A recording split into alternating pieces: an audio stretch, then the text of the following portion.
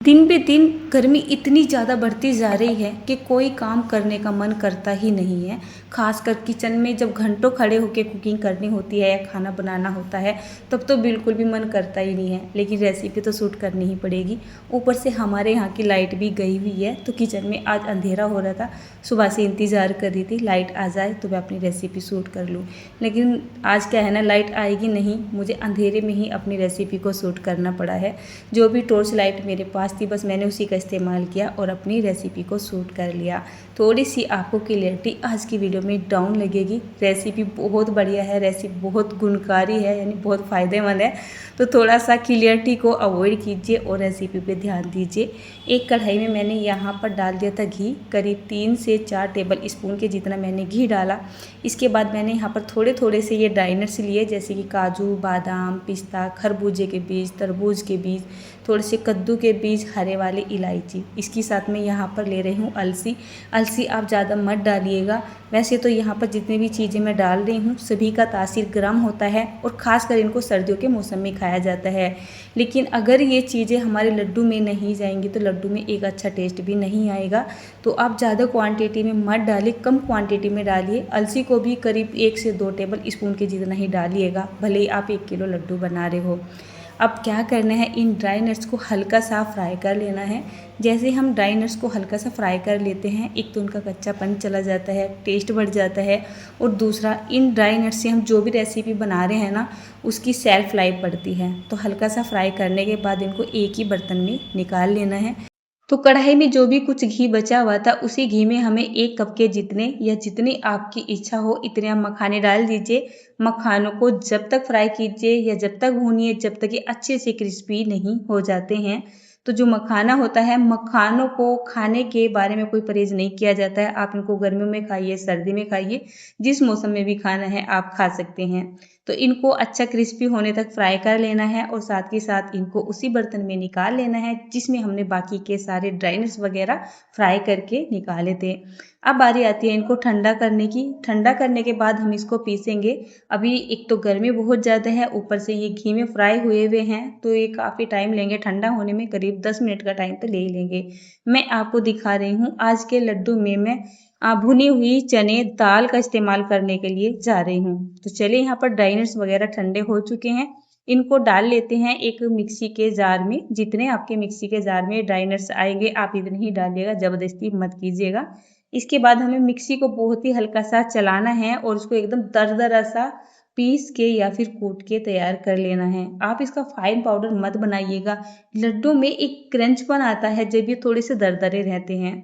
इसके बाद बारी आती है यहाँ पर अपनी जो हमने चना दाल ली थी ना, जो कि भुनी हुई दाल है।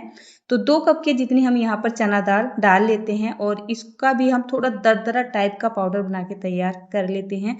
इसका पाउडर हमें कुछ ऐसा बनाना है, न तो वो बहुत ज़्यादा मतलब फाइन सा हो और न ही बहुत ज़्यादा दरदरा सा हो, बाइंडिंग में अच्छे से आ जाए, इस तरीके से इसका टेक्सचर रखना है। मैं यहाँ पर मीठे के तौर पे ले रही हूँ ये धागे वाली मिश्री। धागे वाली जो मिश्री होती है इसका तासीर ठंडा होता है और खासकर इसको गर्मी के मौसम में ही खाया जाता है। लेकिन ये मोटे मोटे डले के रूप में आती है। अगर हम इसको ऐसे ही मिक्सी के जार में डाल के चला देंगे तो मिक्सी का ब्लेड भी टूट सकता है। तो इसके लिए हमें क्या करना है, पहले हमें इस मिश्री के थोड़े से छोटे छोटे टुकड़े कर लेने हैं। कोई इमाम दस्ता ले लीजिए या फिर किसी कपड़े में लपेट के आप बेलन से भी इसको तोड़ सकते हैं। बस जैसे आप इसको थोड़ा छोटे छोटे टुकड़ों में तोड़ लोगे, उसके बाद आप इसको मिक्सी में बहुत ही आसानी से पीस लोगे। तो इसके जैसे मैंने छोटे छोटे टुकड़े कर लिए हैं, सेम वापस से वही मिक्सी मैंने यहाँ पर ले ली है। और यहाँ पर मीठे की अगर मैं आपको क्वांटिटी बताऊँ तो ये भी आप अपने हिसाब से ही रखिएगा। जितनी भी चीज़ें मैंने यहाँ पे डाली है, कोई खास एक्यूरेट इसका मेजरमेंट नहीं है। जितनी आपकी इच्छा है आप उतनी यहाँ पे जो है क्वांटिटी हर चीज़ की डाल सकते हो।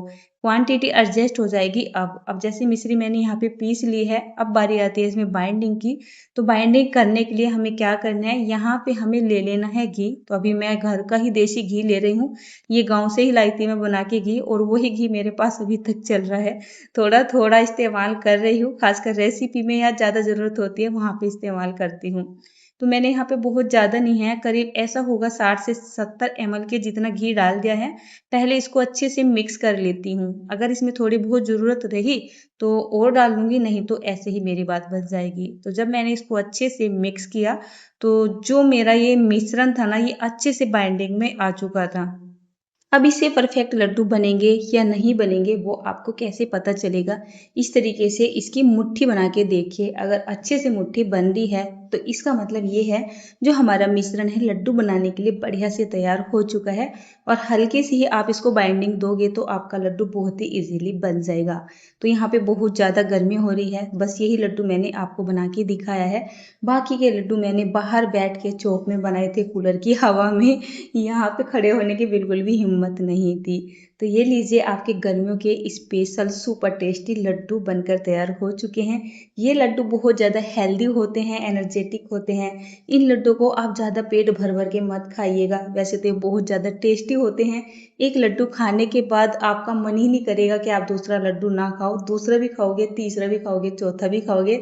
इनमें मैंने कुछ हल्का ही मीठा रखा है। लेकिन आपसे बोलना चाहूँगी, आप इन लड्डुओं को केवल मतलब दिन में एक ही लड्डू खाओ, चाहे दूध के साथ खाओ, चाहे पानी के साथ खाओ, चाहे सुबह खाओ, चाहे शाम खाओ, लेकिन एक लड्डू से ज़्यादा मत खाइएगा।